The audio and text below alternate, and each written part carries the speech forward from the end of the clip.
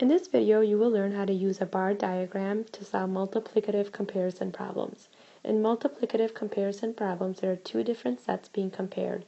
The first set contains a certain number of items. The second set contains multiple copies of the first set. I have 24 pens and my sister has 6 pens. How many times as many pens do I have than my sister? In this multiplicative comparison problem, both of the sets are given. The first contains 24 pens, which is my amount, and the second set contains 6 pens, which is my sister's amount. And we know 24 is greater than 6, so I have more than my sister. What I have to figure out is, how many times as many pens do I have than my sister?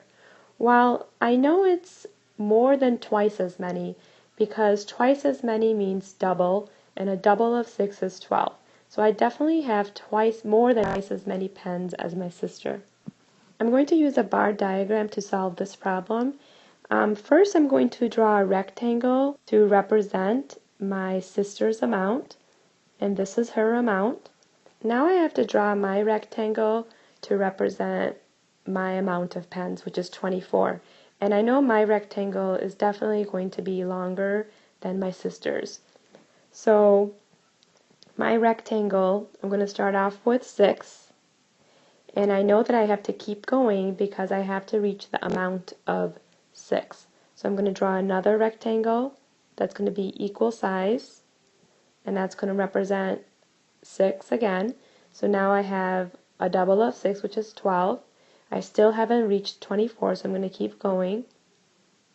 I have another rectangle now, which is another 6. So 6, 12, 18. I'm going to keep going and add another rectangle that is represented by 6. 6, 12, 18, 24. And that does represent my amount of pens. To figure out how many times as many pens I have than my sister, I'm going to count the sections on my rectangle. So I have 1, 2, 3, 4 sections. That means I have 4 times as many pens as my sister.